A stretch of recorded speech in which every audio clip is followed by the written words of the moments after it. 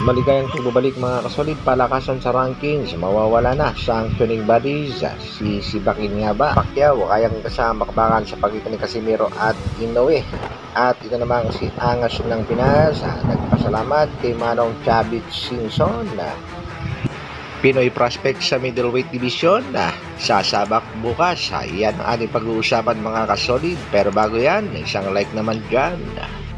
Para sa ating unang balita mga kasolida, pangbato natin sa middleweight division na walang iba kung hindi itong si Wiljon Mindoro. Nasa kasalukuyan nga ay may kartada 12 wins, 12 knockouts, undefeated.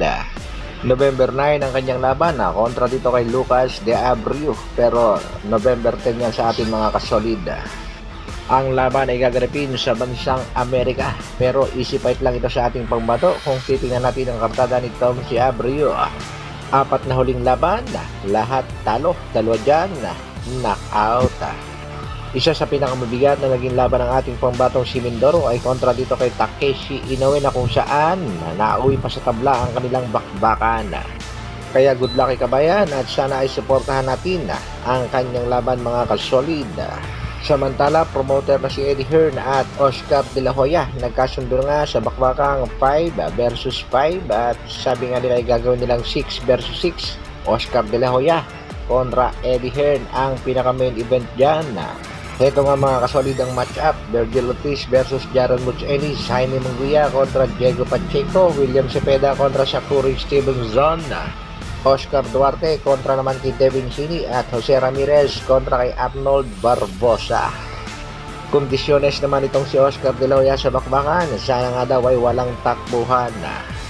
Good news naman para sa boxing community mga kasolida, ang naging mensahe itong si Mr. Turki Alalshik. Today marks a new era for the Ring Magazine. Stay tuned. Ang gusto kasing mangyari nitong si Mr. Turki Alalshik ay maglaban ng malalakas sa bawat dibisyon na hindi katulad ng ginagawa ng mga sanctioning bodies, palakasan at pagdating naman sa rankings na pupunta sa mas mataas na pwesto ang hindi naman karapat dapat. Kaya may plano itong si Turki Alalshik na sibakin ang sanctioning bodies. Tulad na nga lamang nito si Japanese Master Naoya Inoue, parang ayaw laban ang kanyang mga mandatory at sa halip ay namimili ng gusto niyang kalabanin at ang bawat laban sa bansang Japan ginaganap. Tila pinadama lang ng billionaire at Saudi Arabian matchmaker itong Japanese Master na si Naoya Inoue. Kaya pag nagkataon mga kasolid, no choice ang nasabing Japanese Master, kailangan labanan ang kanyang mga mandatory at hindi mamili ng kung sino ang gustong labanan. Sa tingin nyo mga kasolid, dapat lang bang sibakin itong mga sanctioning bodies? At ano naman kaya ang masasabi ni Mr. Xia na sa napapabalitang yan mga kasolid? Sa kabilang balita naman mga kasolid, pambansang kamao Manny Pacquiao, alam naman natin isa sa pinakamalaking tao rin pagdating sa larangan ng boxing at ma-impluensya ito mga kasolid. Isa rin ito sa mga sanggang dikit nitong si Mr. Chavit Singson.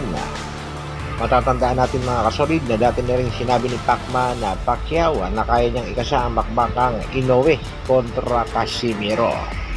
Isa ngang magandang balita rin mga kasolid na ang ating pangbatong si Angas ng Pinas ay lumapit na rin dito kay Mr. Chavit Singson at tutulungan niya ito nitong si Chavit Singson upang makahanap at makakuha ng malalaking laban. Ibig sabihin mga kasolid, may chance pa rin ang ating pangbatong si Angas ng Pinas na makaharap ang matagal niyang hinahamong si Japanese Master Naoya Inoue. Ito rin naman ang gustong mangyari ng Excellency Turki Alalshik, ang bakbangan ng malalakas at hindi bakbangan ng malakas kontra sa mahinang boksingero. Sa kasalukuyan nga ay patuloy pa rin binabanata ng ating pambatong si Angas ng Pinas ng mga Japanese. At napakarami na nga nilang dahilan upang hindi lang matuloy ang bakbakang Casimiro at Inoue. Umiiwas talaga itong mga Hapon sa posibleng pagkatalo ng kanilang pangbato sa Angas ng Pinas. Komento ng mga Hapon, kaya daw ay labanan ni Inoue sa laban daw ni Alas kontra Oguni. Mahina raw ang ating pangbato. At sa naging laban naman ni Alas kontra dito kay Saul Sanchez, overweight na naman daw. Dahil sa takot ni Uhashi, tinanggal ang ating pambatong si Alas sa listahan ng mga posibleng makalaban nitong si Naoya Inoue. Kaya tingnan natin mga kasolid at ating abangan na kung ano ang magagawa nitong si Manong Chavit Singson para sa magagandang labang naghihintay sa ating pangbatong si Angas ng Pinas. Kagad naman nagpasalamat itong si Casimiro kay Gob Chavit Singson na sadyang mabait si Lord. Ang mabubuting puso ay palaging pinagpapala ni Lord. Salamat Ninong Chavit Singson, answer my prayer ka at hulog ka ng langit sa Team Casimiro. Kaya kudos at isang good luck sa ating nag-iisang angas ng Pinas, Padre Alas, General Casimiro, at sa naging pag-uusap nga ni Chavit at Casimiro, meron na namang nagparamdam. Naku Gob, huwag niya pag-aksaya ng panahon. Lahat ng umawak sa kanya, sinuwag niya na yung huli, yung hapon na. Yun lang, alam na kung sino yan na kapag inggit, manatiling pikit. Hanggang dito na lang muna mga kasolid. Maraming salamat sa patuloy na pagsuporta at panonood. Isang like naman dyan at sa mga bago, palike at share na rin ng ating video. Mabuhay, Dr. Alvin Vlogs. Brrr.